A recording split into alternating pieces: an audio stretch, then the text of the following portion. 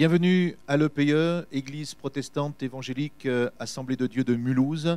Nous sommes heureux de pouvoir entamer cette soirée avec vous. Vous avez été nombreux ces quelques jours à être fidèles sur notre chaîne YouTube et nous avons encore un programme particulier pour ce soir. Nous croyons vraiment que Dieu va nous bénir, que Dieu va nous faire du bien au travers de quelques chants que nous allons interpréter ensemble pour le louer, pour l'adorer, mais aussi à travers des temps de prière et à travers aussi des moments où vous allez pouvoir écouter la parole de Dieu qui va certainement toucher votre cœur. N'hésitez pas à mettre des commentaires sur le chat et si vous appréciez ce qui se fait, eh bien, vous pouvez cliquer sur le petit pouce en l'air. Cela nous permet d'être plus visibles au niveau des réseaux sociaux lorsque les vidéos sont gérées par YouTube ou par Facebook. Alors, merci encore pour votre participation. Notre désir, c'est vraiment de travailler avec les équipes ici, avec les frères et sœurs qui se sont impliqués dès que ces problèmes ont commencé à surgir dans notre pays. Et j'aimerais vraiment vous dire que je suis reconnaissant de pouvoir travailler avec chacun d'entre eux. Il y a les quelques-uns que vous voyez sur cette estrade et puis il y a tous ceux que vous ne voyez pas qui sont derrière, que ce soit une caméra, un ordinateur ou autre. Et à tous ceux et celles qui participent avec nous à ces moments, à cette aventure étonnante, vraiment un grand merci parce que c'est grâce à vous que cela peut se faire. Alors à tous les membres de l'Église également de l'EPE, soyez vraiment reconnaissants de ces frères et sœurs qui s'impliquent. Et si vous avez l'occasion, eh bien, contactez-nous parce que nous pourrions aussi avoir besoin de vos services. Voilà quelques annonces rapidement au travers de cette soirée que nous allons passer ensemble. Saluer également les personnes qui nous suivent mais qui ne sont pas forcément de la région. Nous savons qu'il y a d'autres églises qui sont fermées comme à Reims, à Épernay également et à Fagnières et déjà quelques-uns se sont connectés. Soyez les bienvenus également, frères et sœurs. Ensemble, nous allons louer le Seigneur et glorifier son nom. Également Sochaux et puis d'autres églises et d'autres personnes qui nous suivent un peu partout. Alors merci là encore pour votre fidélité. Nos rencontres sont suspendues, vous le savez, mais jusqu'à nouvel ordre, eh bien, nous continuerons à travailler via Internet et à avoir cette communication avec vous pour maintenir notre relation, nos contacts les uns avec les autres. Également, je voudrais passer un message à ceux qui sont de l'église de Mulhouse et particulièrement l'église protestante évangélique et qui sont aussi parfois, en tout cas, sont en relation avec notre action sociale. Il y avait des besoins et jusqu'à présent nous tenions de pouvoir suivre un certain nombre de personnes et peut-être que vous vous sentez un peu perdu. Alors vous qui étiez tout simplement en relation avec nos actions sociales et notamment le panier d'amour, eh bien n'hésitez pas en interne et en privé à nous contacter afin que nous puissions garder contact avec vous. Nous le faisons nous-mêmes, mais peut-être qu'il y a d'autres personnes qui n'ont pas osé avec tout ce qui s'est passé ces derniers jours. Alors n'hésitez pas, nous sommes là. Voilà, nous allons tout simplement prier et ensemble eh bien, commencer ces moments, ces instants et glorifier le Seigneur. Je vous invite à prier avec moi, là où vous êtes actuellement. Seigneur, merci, parce que tu es fidèle. Et nous savons que tu es avec nous. Nous ne sommes pas délaissés, nous ne sommes pas abandonnés, mais nous voulons continuer à garder dans notre cœur ce désir de te louer, de te célébrer, de glorifier ton nom. Merci pour ta fidélité et merci surtout aussi pour que ce que tu as préparé ce soir soit quelque chose de particulier encore pour chacune de nos vies. Pour nous-mêmes ici qui œuvrons pour toi, mais aussi pour ceux et celles qui sont derrière leur écran et qui vont recevoir ces temps de prière, de louange, d'adoration et de ta parole. Seigneur, que ton esprit maintenant nous accompagne au travers de ces instants et puisse toucher les cœurs, restaure, bénit, fait du bien à ceux qui sont fatigués, découragés, épuisés, malades peut-être. Eh bien, pose ta main sur leur vie maintenant, dans le nom de Jésus. Amen. Amen. Bonsoir, chers amis. Nous sommes heureux encore une fois de pouvoir passer ces moments avec vous et surtout heureux de pouvoir passer ensemble des moments dans la présence du Seigneur. La Bible nous dit « Il est bon de célébrer l'Éternel et de chanter des cantiques à la gloire de ton nom, ô Très-Haut, d'annoncer le matin ta bonté et ta fidélité dans les nuits. » il est bon de célébrer l'Éternel. Une autre version nous dit, il est bienséant. Et c'est vrai que c'est bon, n'est-ce pas, d'être dans la présence de Dieu. Quand on entre dans ses parvis, on se sent bien. C'est une bonne chose de le faire. Les scientifiques nous disent aussi que ceux qui sont reconnaissants sont en meilleure santé. Et nous, on est reconnaissants en permanence vis-à-vis du Seigneur, n'est-ce pas? Et on veut l'exprimer ce soir au travers de ces chants. Je vais vous donner l'occasion dans ce premier chant de déposer peut-être vos fardeaux. Peut-être vous dites, moi je veux bien entrer dans la présence du Seigneur, mais là je suis chargée. Là j'ai des préoccupations, j'ai trop de soucis. Et au travers de ce premier chant, vraiment, je vous invite à déposer au pied de la croix vos fardeaux. Alléluia. Je laisse à tes pieds mes fardeaux. Devant toi je dépose tous mes soucis. Et chaque fois que je ne sais pas me diriger, j'abandonne à tes pieds mes fardeaux. Chantons ensemble. Je laisse à tes pieds mes fardeaux. J'abandonne tout.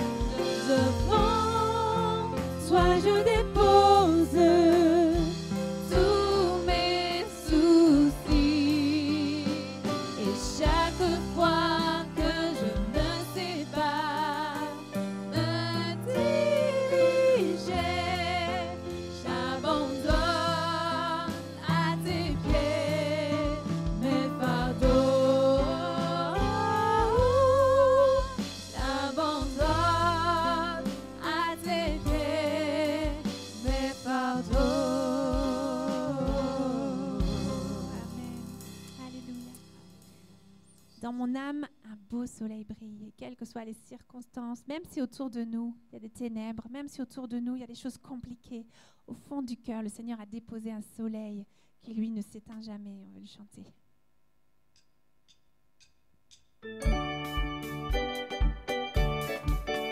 Alors, vous pouvez vous lever dans votre salon. Ne restez pas sur votre fauteuil comme ça. Vous avez le droit de danser. Dans votre cuisine, dans votre voiture. Oh, quel beau soleil dans mon âme. Il éclaire, illuminant tout. À ses rayons, mon cœur s'enflamme. Et je vais chantant par dans mon âme un beau soleil. Dans mon âme un beau soleil brille. Son rayon doux et joyeux.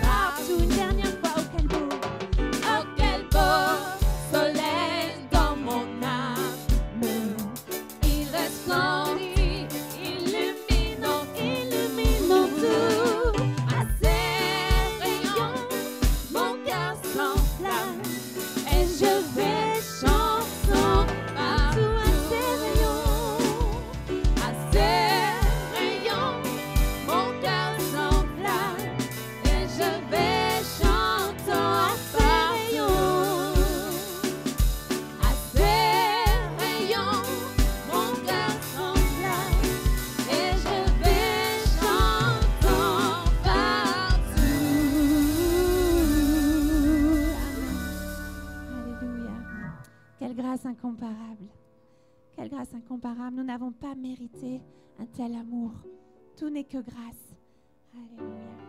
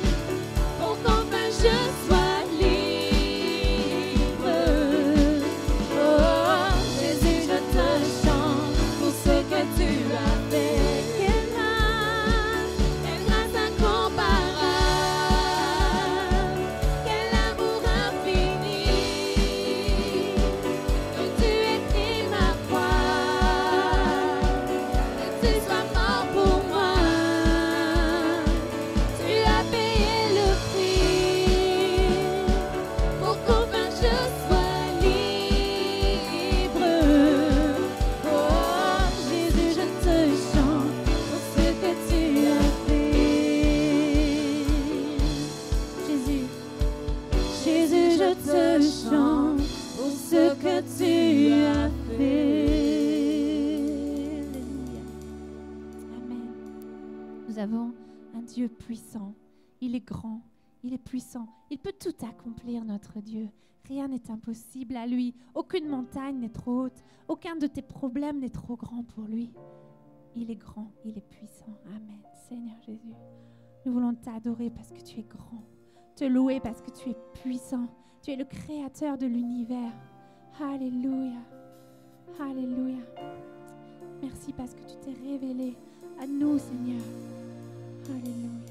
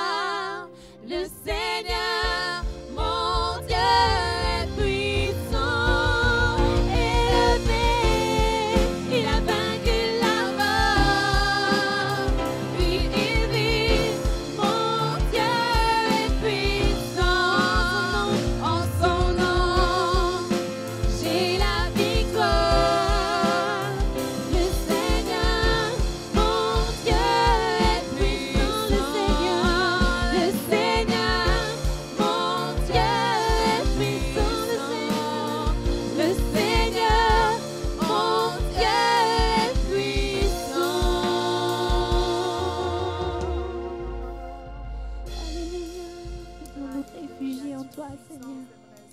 Nous voulons nous abriter dans tes bras d'amour, Seigneur. C'est là que nous sommes bien. Tu es notre refuge, Seigneur. Nous voulons nous approcher près de ton cœur. Alléluia. Ressentir la paix que tu veux nous communiquer en ces instants. Alléluia. Alléluia. Oh Jésus, viens nous couvrir de ta main puissante. Alléluia.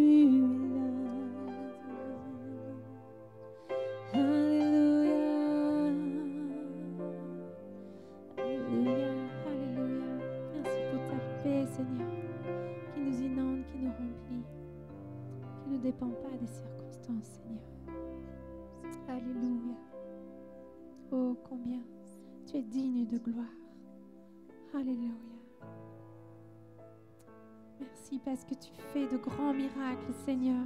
Et c'est ce que tu veux encore faire ce soir.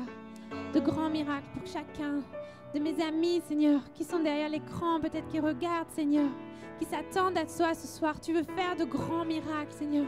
Tu n'es pas un petit Dieu, tu es un grand Dieu. Nous voulons le proclamer, le chanter. Nous le croyons et c'est ce que tu es, Seigneur. Alléluia.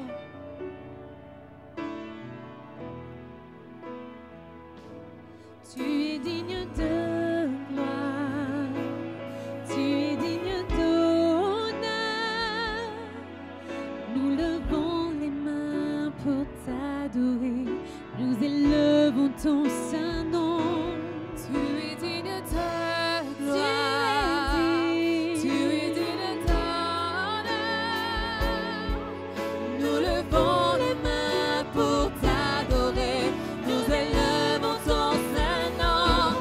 Tu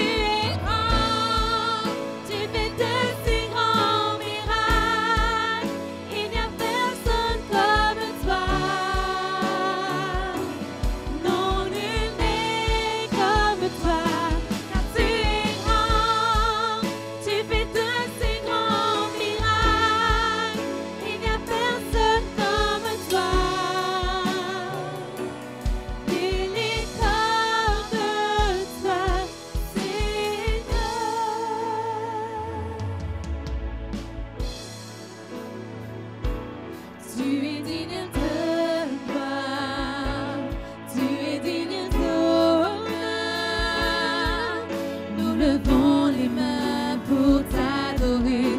Nous élevons ton saint nom. Tu es digne de gloire. Tu es digne d'honneur. Nous levons les mains pour t'adorer. Nous élevons ton saint nom. Car tu es grand. Oui, tu fais de ces grands miracles. Personne comme toi. Il n'y a personne comme toi. Non, nul n'est comme toi. Car tu es grand. Tu fais de ces grands miracles. Il n'y a personne comme toi. Nul n'est comme toi.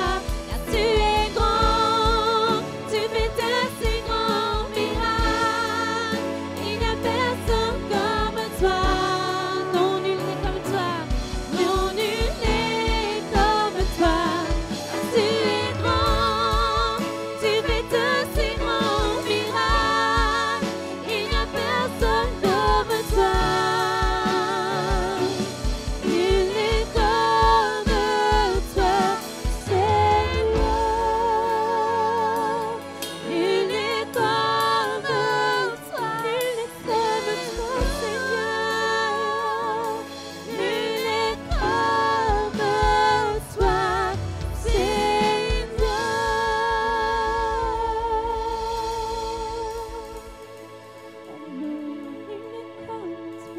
Alléluia, alléluia. Oh non, nul n'est comme lui. C'est une réalité. Alléluia. Nous l'avons chanté parce que nous le croyons. Nul n'est comme lui. Pourquoi? Parce qu'il est capable de faire dans nos vies des choses Amen. incroyables. Amen. Nous venons le chanter. Nous venons de dire, il fait des miracles. Oh oui, il restaure, il guérit, il relève. Alors, j'aimerais que nous puissions prendre quelques instants. On est là dans sa présence, on le loue, on le célèbre. Mais peut-être vous, derrière votre écran, là, vous avez des sujets dans votre cœur, des sujets de prière. Vous avez des personnes pour qui vous aimeriez que nous-mêmes, et puis vous, priez, afin de les apporter, les remettre à la grâce de Dieu. Peut-être une situation particulière que vous traversez, vous avez besoin qu'il y ait une œuvre de Dieu dans votre vie. Alors, j'aimerais vous inviter pendant quelques secondes, quelques moments, à prier maintenant. Oui, là, comme si nous étions dans le même lieu, comme si nous étions dans la même salle. D'ailleurs, nous le sommes. Nous sommes unis ensemble par le lien de l'Esprit. Parce que l'Église, c'est ça. Que nous soyons au travers d'une vidéo ou que nous soyons physiquement les uns avec les autres, nous sommes un en Jésus-Christ. Et nous nous portons les uns les autres dans la prière. Alors, je vous invite à prier. Oh, moi, dans mon cœur, il y a des sujets de prière. Des amis, des membres de ma famille, des personnes qui ont besoin de la grâce de Dieu aujourd'hui. Eh bien, je vais prendre un moment là avec vous pour prier pour eux. Et puis, vous là où vous êtes, dans votre salon, dans votre voiture, peu importe l'endroit où vous vous trouvez, priez. Priez pour vos familles qui sont en souffrance. Prions pour les personnes qui sont alitées actuellement. J'ai à cœur cette jeune femme qui a accouché il y a quelques jours et qui est encore à l'hôpital. Nous voulons la porter vraiment dans la prière. Rien à voir avec le coronavirus, mais nous oublions parfois les autres malades au travers de cette épidémie que nous traversons. Mais il y a malheureusement d'autres personnes dans la famille de l'Église qui souffrent, qui sont alitées de toutes sortes d'autres maladies.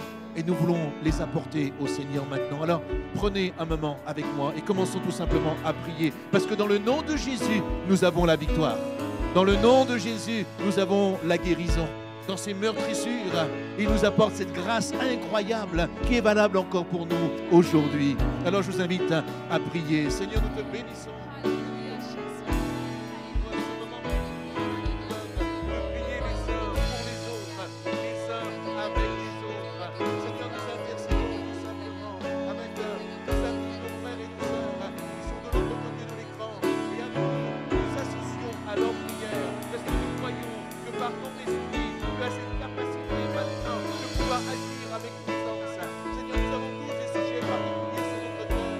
Nous avons tous les hommes et les femmes que nous connaissons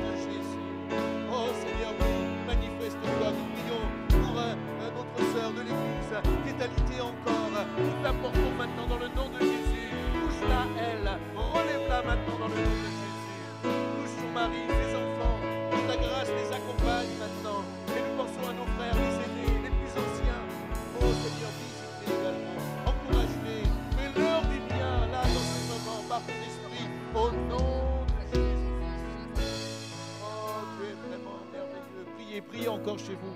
Je vous invite à prier, intercéder. Prenez ces quelques instants encore, ces quelques secondes pour prier encore pour ces amis. Alléluia. Oh, tu es merveilleux, Jésus. Alléluia. Merci, Seigneur. Merci. Oh, merci. Merci parce que tu es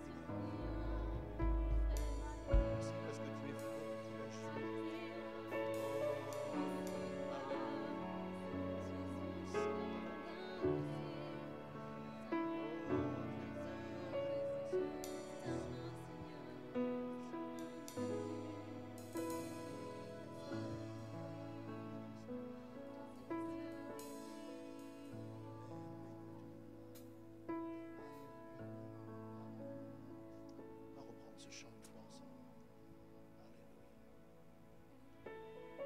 Alléluia. Oui, il est merveilleux. Oui, il est tout-puissant. Oui, il est digne de gloire. Oui, il est digne d'honneur. Et nous voulons le célébrer parce qu'il agit là, dans nos familles, dans nos relations. Alléluia. Oh Seigneur, manifeste. Peut-être que ta vie est comme un désert. Peut-être la situation que tu traverses ressemble à un désert. Dans un désert, il n'y a plus de vie. Dans un désert, on cherche la vie. Dans un désert, on a soif. Dans un désert, on est fatigué. On n'en peut plus. Et le Seigneur est celui qui fait refleurir le désert. Le Seigneur est celui qui amène l'eau dans le désert. Il amène un cours d'eau dans ton désert. Le Seigneur fait rejaillir la vie dans ton désert. Il te dit au nom de Jésus, ton désert, ce n'est pas un problème pour moi. J'amène la vie dans ton désert. Je fais refleurir ton désert tel que tu ne l'auras jamais vu. Un terrain tel que tu n'auras jamais vu, qui portera des fruits tels que tu n'as pas connus. Alléluia. Regarde à moi. Regarde juste à moi. Ne regarde pas ton désert, mais crie à moi et regarde à moi. Seigneur, amen. Alléluia. Alléluia. Oh oui, tu es digne de gloire. Tu es digne de gloire. Tu es digne d'honneur. Nous levons les mains pour t'adorer. Nous élevons ton saint nom. Tu es digne de gloire. Tu es digne d'honneur. Lève les mains chez toi. Nous levons les mains pour t'adorer. Nous élevons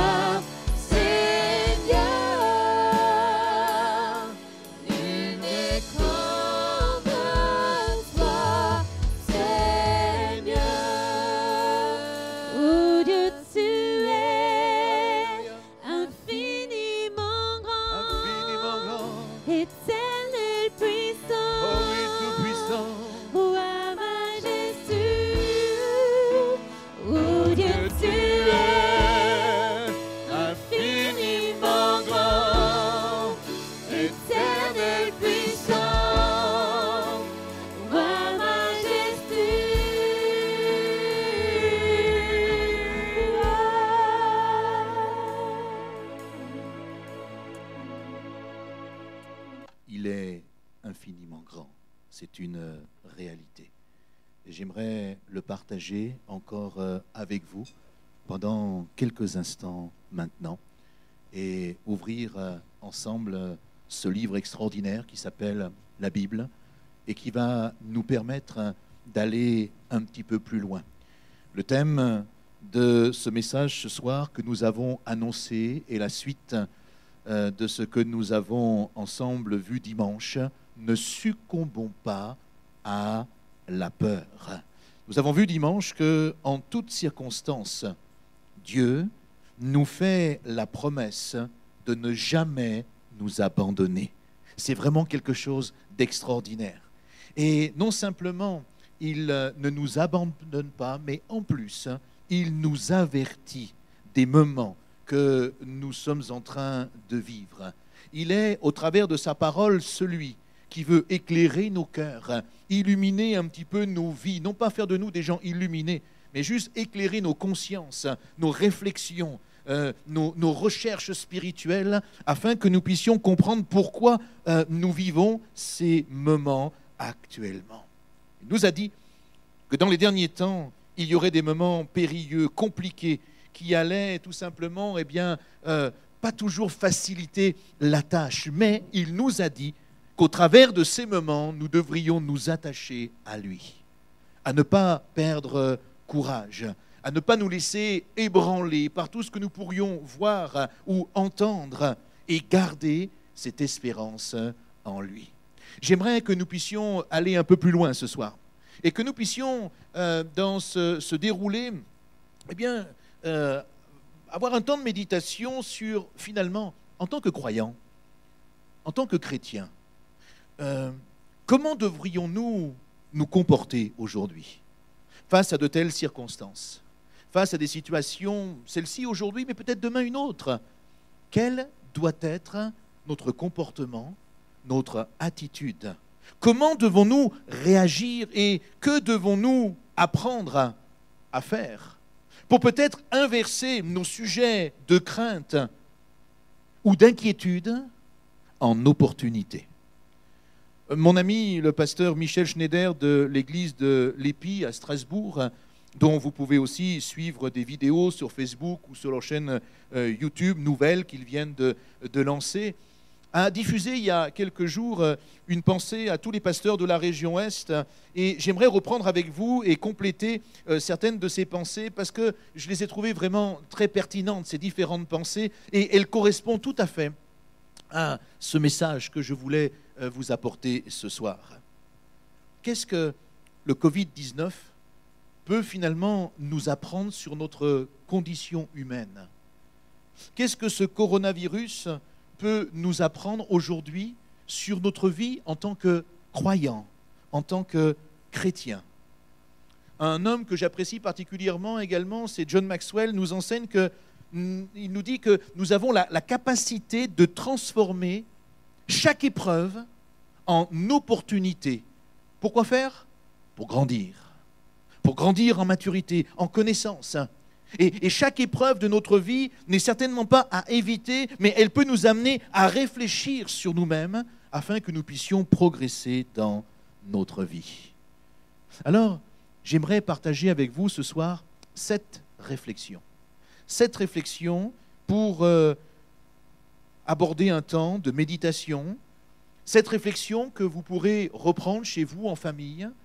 Vous pourrez reprendre également les passages bibliques que nous allons voir ensemble et puis les méditer en couple, en famille, entre amis, pour réfléchir un petit peu à quoi finalement le Seigneur veut peut-être nous amener à prendre conscience au travers de cette situation.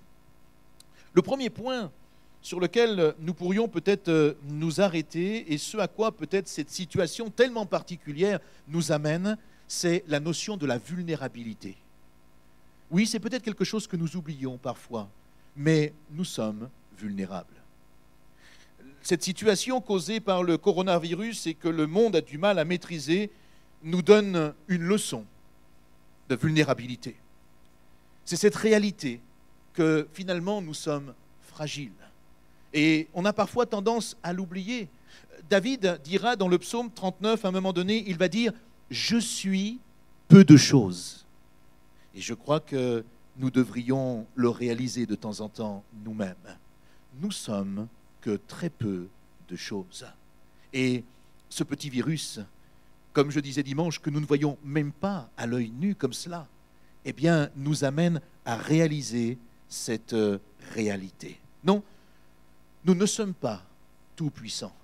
Non, nous n'avons pas tout pouvoir.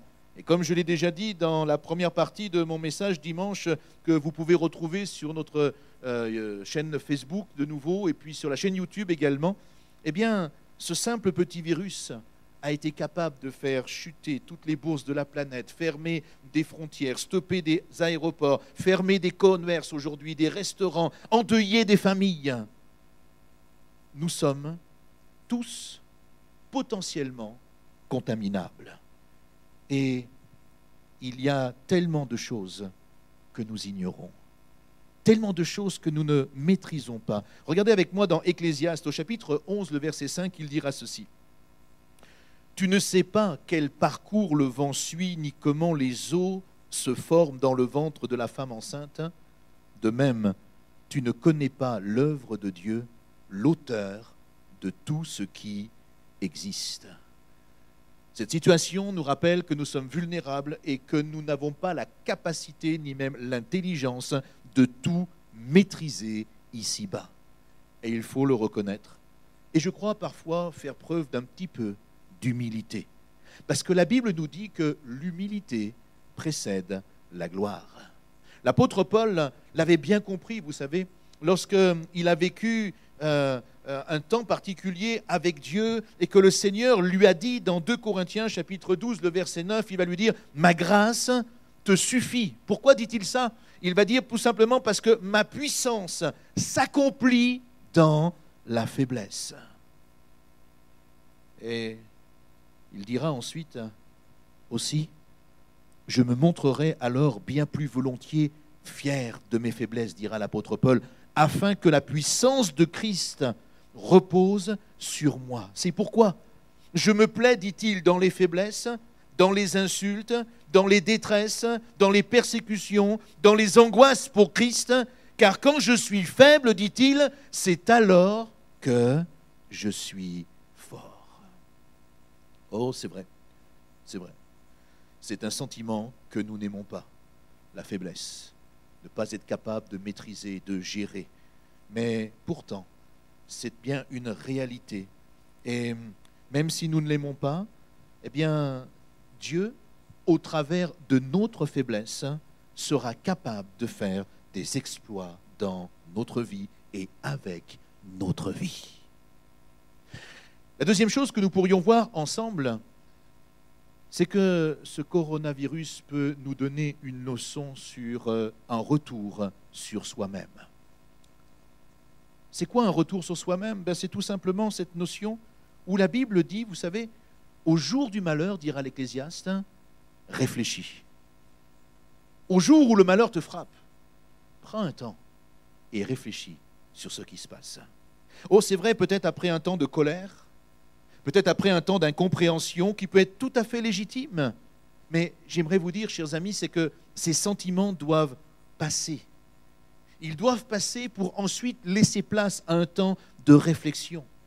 Si vous êtes constamment dans la colère, si vous êtes constamment dans la frustration, alors vous n'allez jamais pouvoir engager un processus de rétablissement, de compréhension. Et au contraire, plus vous resterez dans la colère, plus vous resterez dans l'incompréhension, plus vous allez développer ce processus destructeur sur votre vie. Ça ne vous amènera pas plus loin. Ce ne sera jamais les autres qui seront les plus atteints. Ça ne sera pas ce coronavirus qui sera atteint par votre colère. Non, les plus affectés par votre colère, ça sera vous, chers amis. Alors il faut passer cette colère à un moment donné. Il faut la délaisser, notre incompréhension, nos frustrations, et prendre un temps de réflexion. Alors, les épreuves de la vie qui nous interpellent, les épreuves de la vie qui nous bousculent, elles vont mettre tout simplement au grand jour nos véritables appuis, notre consistance dans notre foi, ce sur quoi nous sommes véritablement établis. Et c'est pour ça que parfois les épreuves révèlent, dévoilent tout simplement ce qu'il y a en nous et comment nous le vivons. C'est pour cela que nous devons apprendre à proclamer avec le prophète Ésaïe. Au chapitre 12, le verset 2, il dira « Dieu est mon sauveur. Alors je serai plein de confiance et je n'aurai pas peur. Car l'Éternel, oui, l'Éternel est ma force et le sujet de mes louanges, et c'est lui qui m'a sauvé. » J'aimerais ce soir vous inviter à proclamer cela également. À ce que vous puissiez proclamer que oui, Dieu est encore aujourd'hui votre sauveur et que c'est lui qui va vous remplir de cette confiance et de cette assurance. Et encore, vivre ce que malheureusement certains rejettent, mais que le prophète Ésaïe va déclarer au chapitre 30, le verset 15, il va dire « C'est dans le retour à moi et le repos, dira-t-il, que sera votre salut. Et il dira « C'est dans le calme et la confiance que sera votre force. » Je vous invite, seul ou en famille, en couple ou entre amis, à prendre un temps pour méditer sur ce texte, à prendre un temps pour réfléchir en cette période de trouble. Et j'aimerais vous inviter tout simplement, après votre réflexion, faites les bons choix. Troisièmement, je crois que le coronavirus nous enseigne également une bonne leçon de maturité.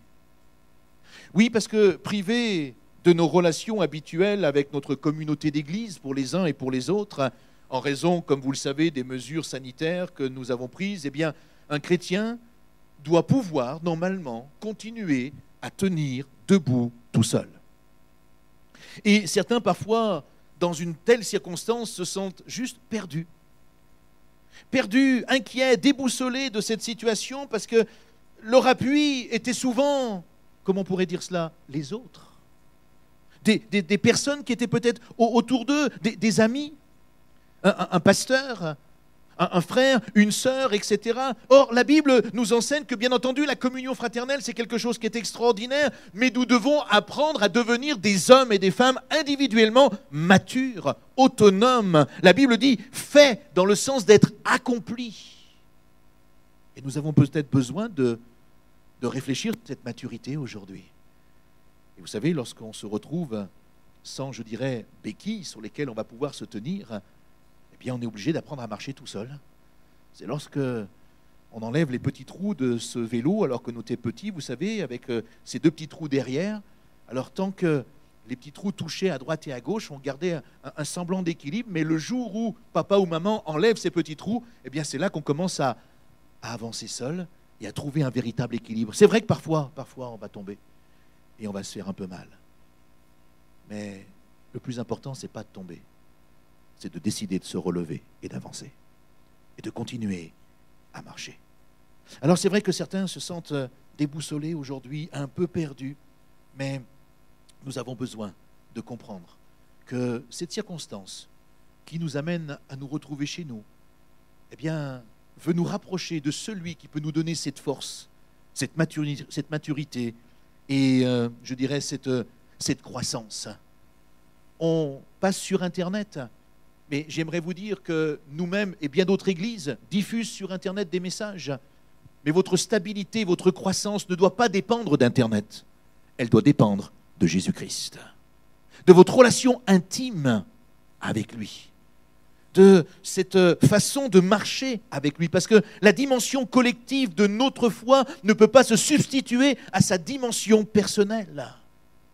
L'apôtre Paul dira encore dans 1 Corinthiens chapitre 16, le verset 13, il va dire « Soyez vigilants, demeurez fermes dans la foi, montrez-vous virils, faites preuve de courage. » C'est bizarre, peut-être qu'il y a une dame, elle doit dire « Mais comment je peux me rendre viril ?» Mais c'est la pensée, voyez, de l'apôtre qui nous dit « Soyez des hommes et des femmes de foi, faites preuve de courage, d'énergie, croissez en force. » Et il dira que l'amour inspire toutes vos actions et donne le ton à tout ce qui se fait parmi vous ou au milieu de vous. Frères et sœurs, chers amis, utilisons cette circonstance, ces temps que nous vivons pour nous fortifier et je dirais même pour nous laisser fortifier par le Saint-Esprit afin qu'il puisse faire son œuvre en nous. Quatrièmement, je dirais que le coronavirus nous enseigne une bonne leçon de reconnaissance. Pourquoi une leçon de reconnaissance? Eh bien tout simplement parce que le manque de communion fraternelle, finalement engendré par les circonstances, nous rendra que plus reconnaissants le jour où nous nous retrouverons physiquement tous ensemble les uns avec les autres. Nous prenons conscience que l'Église est une famille à laquelle nous sommes profondément attachés. Mais c'est vrai que certains s'en sont détachés. Ils s'en sont détachés parce que lassés, peut-être, fatigués, découragés, peut-être découragés d'être régulièrement au service, peut-être affectés par des remarques désobligeantes. Oh, pas ici, hein, mais je parle peut-être certainement dans d'autres endroits. Mais des remarques désobligeantes par ceux ou celles qui ne sont pas, comment dirais-je, pas tout à fait investis, parfois même pas du tout investis, mais qui ont toujours une remarque à faire, toujours quelque chose à dire. C'est bizarre parce que ceux qui ne font pas grand-chose, généralement, les remarques qu'ils ne font sont souvent pas des remarques qui encouragent, mais souvent, ils vont remarquer ce qui ne fonctionne pas, ce qui ne va pas, ou ce qu'ils aimeraient que les choses soient différentes. Et puis, le problème, c'est que certains, finalement, se sont, au travers de toutes ces histoires ou toutes ces expériences de vie, ou ces déceptions, elles se sont comme retranchées chez eux, parce qu'ils n'avaient pas dans leur église ou leur environnement où ils évoluaient la place prépondérante qu'ils estimaient eux-mêmes d'avoir. Également, vous avez des chrétiens qui sont devenus des consommateurs spirituels aussi. Des consommateurs de la louange, consommateurs de la musique, mais sans forcément devenir réellement des adorateurs reconnaissants. Consommateurs de prédicateurs, pour avoir le message qu'ils ont envie d'entendre, le message qui va les conforter dans leur idée, sans toujours considérer que ce même message, parfois, sort complètement du contexte biblique. Mais ils le prennent parce que ça correspond à leur principe de réflexion et de vie aujourd'hui. Alors oui, certainement une leçon de reconnaissance, car l'être humain est devenu comme cela, et c'est lorsqu'il est privé de certaines choses qu'alors, en les retrouvant, il finit par les apprécier. Paul enseignera que la reconnaissance, c'est la base de tout. C'est lorsque nous sommes tellement riches de plein de choses qu'au bout d'un certain temps, on ne réalise plus notre richesse. Des dons, des talents, des capacités, des hommes, des femmes, toutes ces petites mains qui travaillent, qui font ici ou là toutes sortes de choses. Apprenons à être reconnaissants chaque jour. Regardez ce que Paul va dire aux Colossiens, chapitre 3, le verset 15, il va dire ceci. Que la paix de Christ, à laquelle vous avez été appelés pour former un seul corps, règne dans votre cœur. Et soyez reconnaissants. Que la parole de Christ habite en vous dans toute sa richesse. Instruisez-vous et avertissez-vous les uns les autres en toute sagesse par des psaumes, par des hymnes, par des cantiques, par des cantiques spirituels chantés pour le Seigneur de tout votre cœur sous l'inspiration de la grâce. Et il dira au verset 17, « Et quoi que vous fassiez, en parole ou en acte, faites tout au nom du Seigneur Jésus en exprimant par lui votre reconnaissance à Dieu le Père. » Est-ce qu'on pourrait reconnaître parfois que nous avons perdu notre reconnaissance? Tellement nous étions habitués à vivre ce que nous vivons, à faire ce que nous faisons, à recevoir les bénédictions, à vivre dans une certaine forme d'aisance.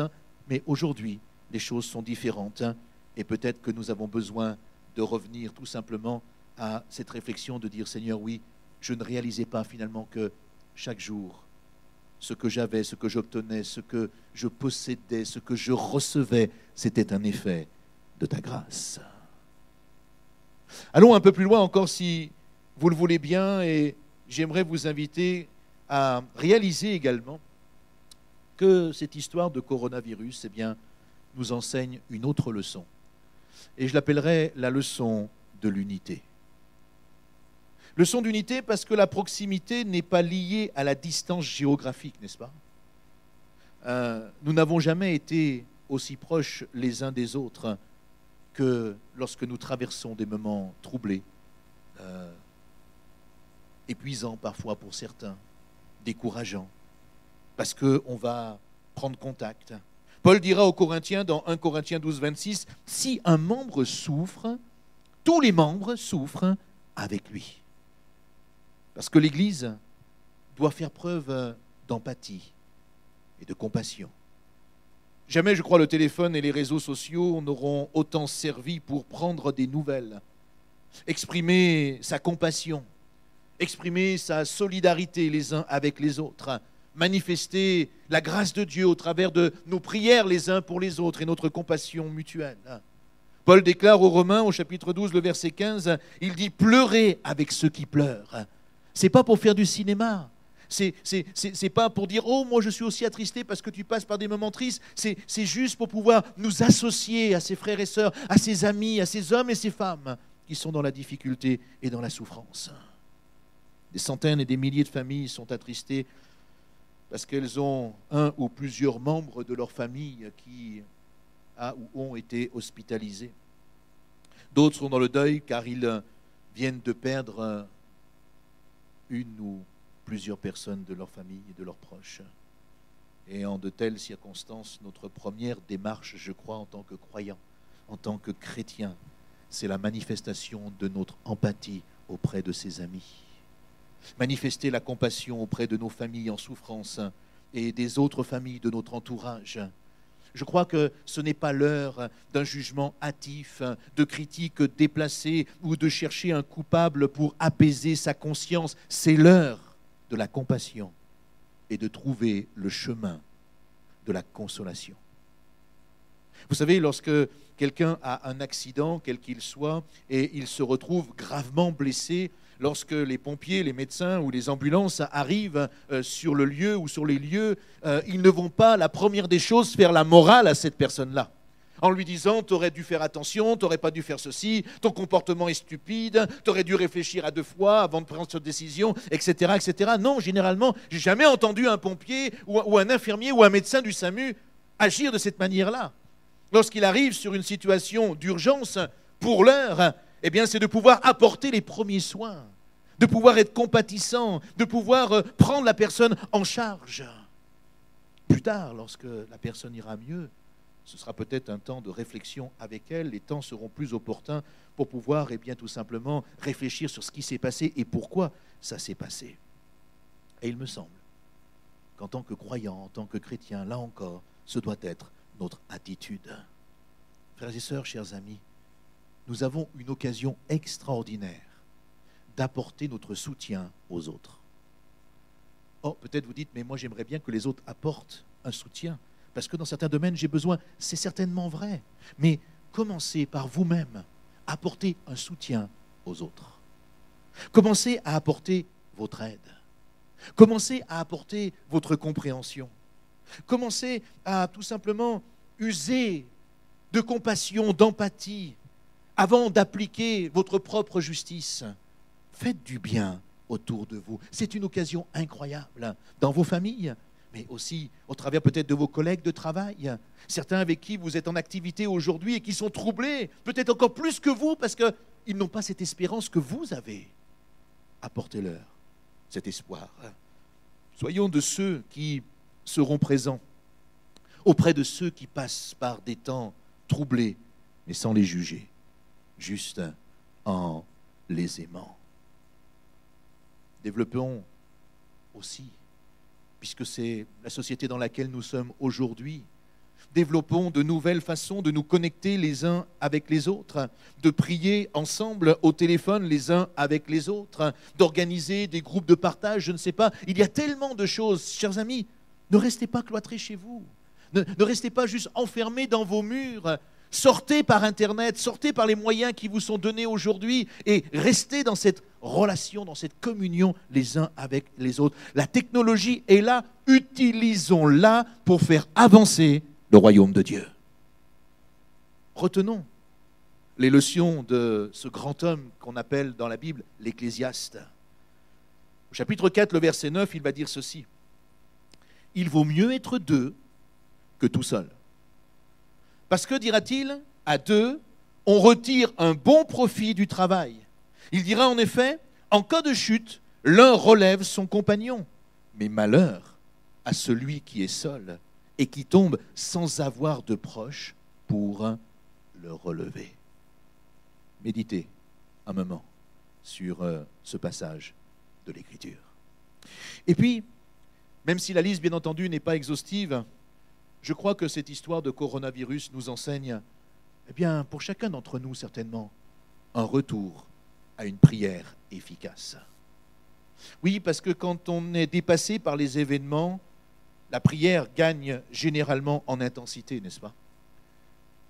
Parfois, quand tout va bien, on prie, Seigneur, tu me bénis, Seigneur, tu fais ci, Seigneur, tu fais ça. Mais quand les situations parfois se durcissent dans notre vie, quand elles se compliquent et que finalement la petite bénédiction du matin que nous demandons eh bien, ne vienne pas, on commence à comprendre qu'il faut passer de la prière à l'intercession. Et parfois même de l'intercession au combat spirituel. Eh bien, utilisons ces moments. Apprenons à prier ou à reprier les uns pour les autres et les uns avec les autres. Et particulièrement, peut-être pour ceux qui sont contaminés par ce virus aujourd'hui. Mais n'oublions pas non plus ceux et celles qui sont dans les hôpitaux, atteints de toutes sortes d'autres maladies et qui ont besoin aussi, au travers des connaissances que nous avons, de nos prières. Prions encore pour les familles qui ont été endeuillées. Prions également pour les instances sanitaires, le corps médical, les pompiers, le SAMU, bref, tous les services d'urgence qui sont mis à rude épreuve au travers de cette situation.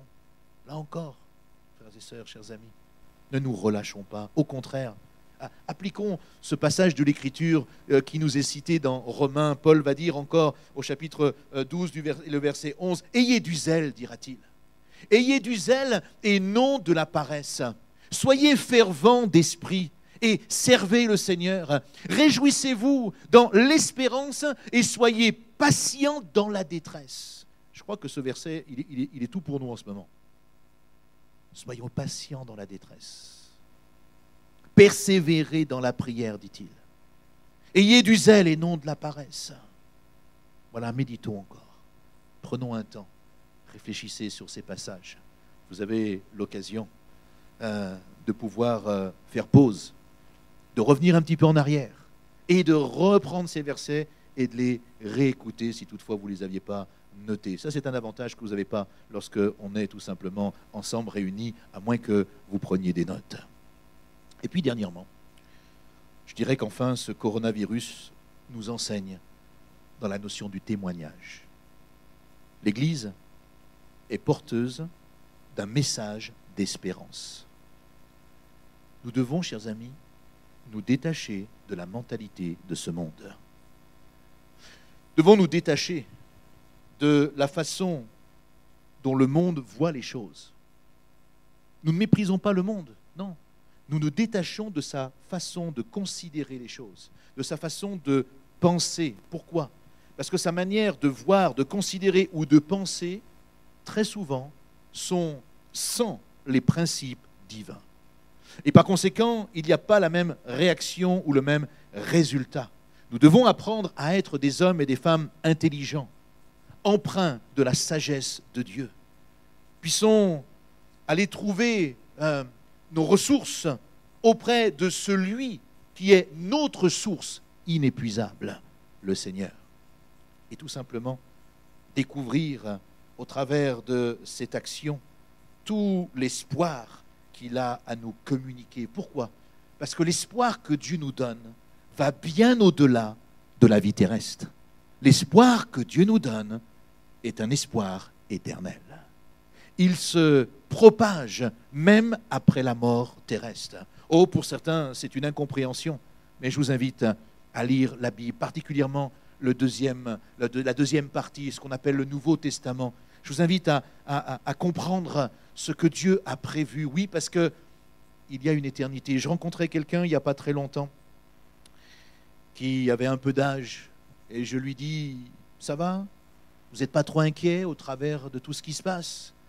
Alors cette personne me regarde et me fait « Oh, vous savez, ça va. » Et puis il me dit « Il n'y a que des vieux autour de moi. » Je dis « Oui, je comprends bien, mais est-ce qu'il n'y a pas trop d'inquiétude ?» Il me dit « Vous savez, il faut bien mourir de quelque chose. » Alors je lui dis « C'est vrai. » Je dis « Par contre, ce qui est important, c'est une fois que vous êtes mort, il faut savoir où vous allez. » Ah ben il dit « Moi, je vais me faire brûler, c'est le crématorium. » Ah mais je ne vous parle pas de ça. Je vous parle, vous savez, il paraît, j'ai lu quelque part qu'après la mort, il y a un coin sympa et il y a un coin qui est nettement moins sympa que le premier. Vous voulez aller où? Et ça a suscité comme une discussion. Oh, elle n'a pas duré 2 heures, mais ça a juste permis d'apporter un petit témoignage, de pouvoir juste renforcer à un moment donné un éclairage sur une situation pour montrer qu'avec Dieu, tout ne s'arrête pas ici-bas, mais ça se poursuit jusqu'après la mort dans cette vie qui est pour l'éternité. Alors, que les circonstances présentes, frères et sœurs et chers amis, ne nous entraînent pas dans le repli. Que ce que nous vivons aujourd'hui ne nous entraîne pas dans la crainte ni dans la peur, mais viennent tout simplement renforcer notre témoignage responsable et je dirais aussi équilibré pour l'honneur de Jésus-Christ. Et pour terminer, je finirai encore une fois avec l'Ecclésiaste qui dira que sur le raisonnement humain qui ne s'appuie souvent que sur lui-même, l'Ecclésiaste dira, le sage humainement parlant, dit « Tout part en fumée, rien ne sert à rien, rien ne mène à rien. » Et certains, au travers de cette pensée, se laissent aujourd'hui dans ce monde découragés, contaminés, je dirais, par le désespoir. Et j'aimerais terminer avec ce dicton ou cette expression. J'aimerais vous dire ceci.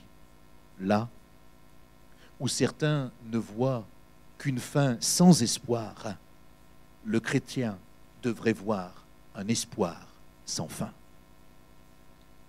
C'est notre attitude. Alors ne nous laissons pas contaminer par un désespoir sans fin, mais soyons saisis de cet espoir infini que Dieu est capable de déposer dans notre cœur. Relevons la tête et appliquons ce que l'apôtre Pierre nous enseigne à son tour lorsqu'il va nous dire « Tenez votre intelligence en éveil, soyez sobre, mettez toute votre espérance dans la grâce qui vous sera apportée lorsque Jésus-Christ apparaîtra. » Oui, c'est là notre espoir, c'est là notre espérance, c'est là ce qui touche notre cœur et notre vie. Nous allons terminer ensemble. Je vais inviter le groupe de louanges à me rejoindre et j'aimerais juste conclure. En conclusion, je dirais que nous devons réfléchir à ce que nous allons tirer comme leçon de cette épidémie.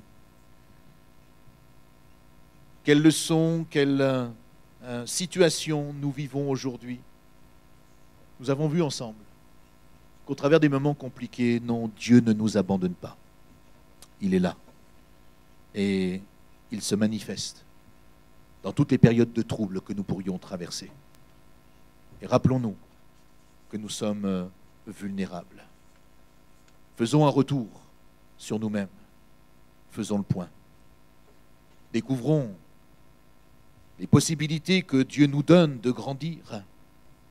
Réapprenons à être reconnaissants en toutes choses. Persévérons dans l'unité.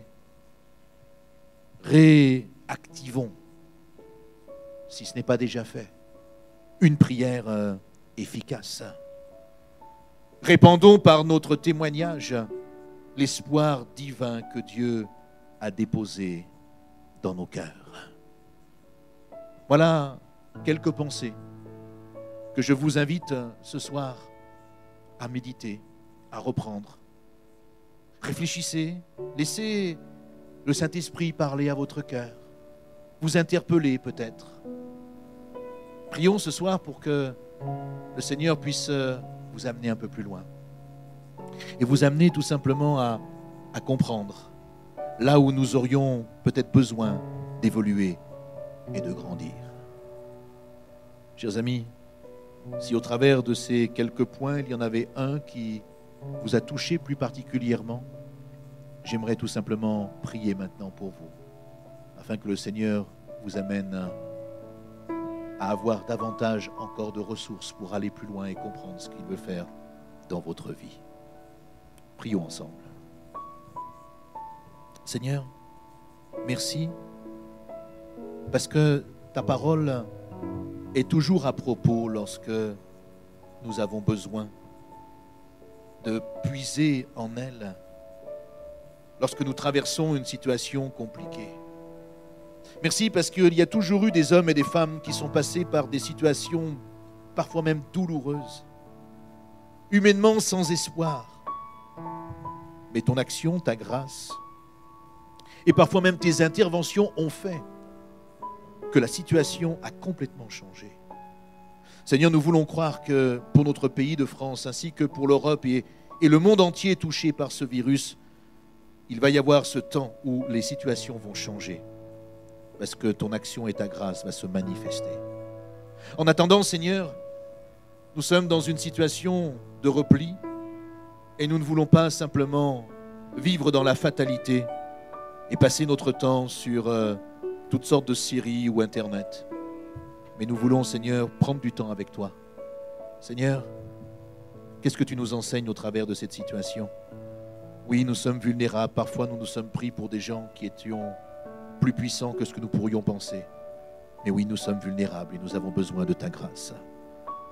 Nous avons besoin de faire un retour sur nous-mêmes, de faire le point et de réaliser que peut-être ce que nous avons fait ou ce que nous mettons en place, notre fonctionnement n'était plus tout à fait ce que toi tu nous demandais d'avoir. Nous voulons découvrir, Seigneur, de nouvelles possibilités pour grandir en toi, pour prendre de la maturité. Peut-être que jusqu'à maintenant, nous nous appuyons tellement sur les uns et sur les autres que nous oublions de nous appuyer sur toi. Nous voulons nous rappeler, Seigneur, que le vrai fondement, c'est toi. Et puis, nous voulons réapprendre à être reconnaissants en toutes choses. Oui, parce que peut-être que nous-mêmes, nous sommes devenus des consommateurs. Nous-mêmes, peut-être, nous avons perdu certaines choses, nous nous sommes habitués à un certain fonctionnement. Mais la réalité, c'est que nous devons être reconnaissants chaque jour de tout ce que tu nous donnes, de tout ce que tu nous accordes pour vivre, parce que c'est un effet de ta grâce et de ton amour. Oui, nous devons persévérer aussi dans l'unité, les uns avec les autres. Nous devons réactiver cette prière efficace afin de pouvoir être en unité d'esprit et prier les uns pour les autres et les uns avec les autres. Et puis enfin, nous devons montrer à cette société, à ce monde, que nous ne sommes pas dans le désespoir, mais que nous sommes dans l'espoir. Et que même si la vie devait nous être ôtée, il y a une espérance éternelle en Jésus-Christ pour tous ceux et celles qui l'ont accepté comme Seigneur et Sauveur. Alors Seigneur, merci de ce que tu déposes dans nos cœurs encore ce soir et de cette grâce que tu nous donnes de pouvoir aller plus loin et grandir avec toi. Sois béni et sois glorifié pour ce que tu fais dans nos vies maintenant, dans le nom de Jésus. Amen. Nous allons terminer par un chant, avoir un moment de consécration pour lier un petit peu ce temps spirituel.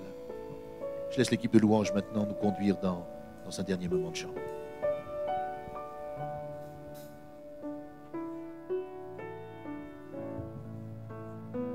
J'écouterai ce que dit Dieu, car il est droit pour qui l'écoute. Sa paix divine et sur tous ceux qui vont à lui convient le tout.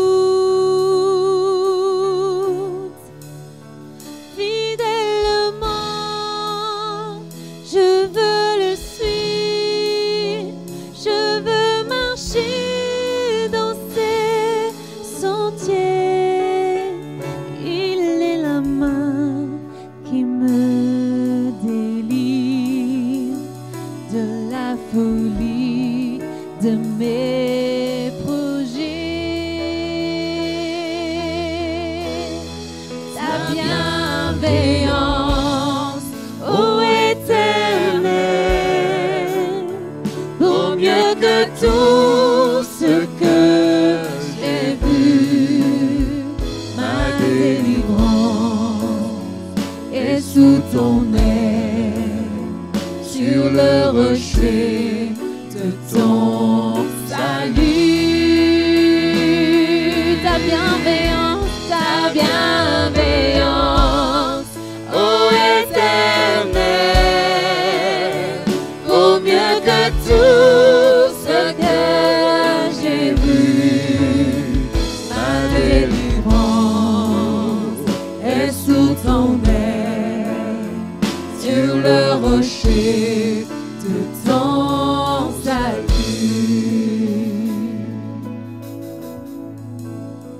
Sa gloire est proche, son règne vient, et le pays est apaisé.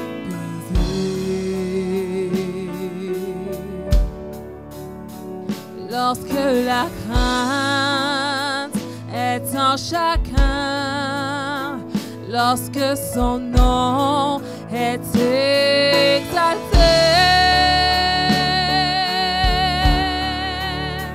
marchons en paix, suivant son peur, en justice et en vérité, recevons tout ce qu'il voudra, ce que sa main veut nous donner. Ta bienveillance, ô Éternel, vaut mieux que tout ce que j'ai vu. Ma délivrance est sous ton aile, sur le rocher de ton salut. Oh, ta bienveillance, ô Éternel, vaut mieux que tout ce que j'ai vu. Ma délivrance est sous ton aile, sur le rocher de ton salut. Ma délivrance. Ma délivrance est sous ton aile, sur le rocher de ton salut.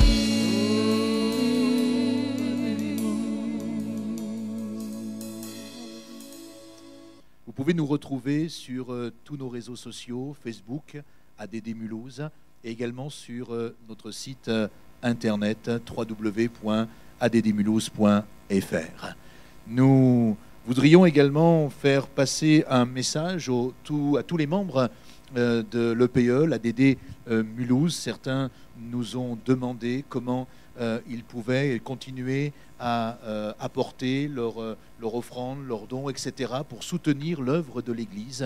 Alors, simplement vous dire que vous pouvez aller sur le site de l'Église et sur l'onglet « Nous soutenir », apporter votre aide, votre contribution. C'est une réalité, l'Église est fermée physiquement, c'est vrai, mais les besoins restent véritablement les mêmes, les charges sont identiques. Alors, merci d'y penser et de pouvoir continuer à vivre la vie de l'Église dans son intégralité comme vous avez l'habitude de le faire. Soyez bénis, soyez vraiment encouragés. Prochainement, nous vous donnerons d'autres nouvelles. Nous aurons l'occasion, peut-être un mardi soir, d'avoir également un temps de partage, un temps d'échange. Plusieurs m'ont dit qu'ils avaient des questions sur ce qui se passe en ce moment. Qu'est-ce que la Bible dit par rapport à toutes ces situations? Alors nous sommes en train de regarder sur le plan technique comment nous pourrions mettre en place quelque chose qui nous permet d'avoir une interaction les uns avec les autres, soit par un chat et puis des réponses audio ou vidéo. Alors nous sommes en train de voir tout cela. Nous allons vous tenir informés de tout ce que nous allons faire. C'est l'occasion de réinventer l'Église, de réfléchir à de nouveaux fonctionnements et à voir comment nous pouvons continuer à développer et à grandir ensemble dans le royaume de Dieu. Bon courage à chacun d'entre vous, soyez bénis et on attend vos messages, soit par mail, soit au travers des réseaux sociaux que nous avons pour nous encourager les uns avec les autres. À très bientôt. On se retrouve dimanche à 10h pour notre culte, toujours sur notre chaîne YouTube.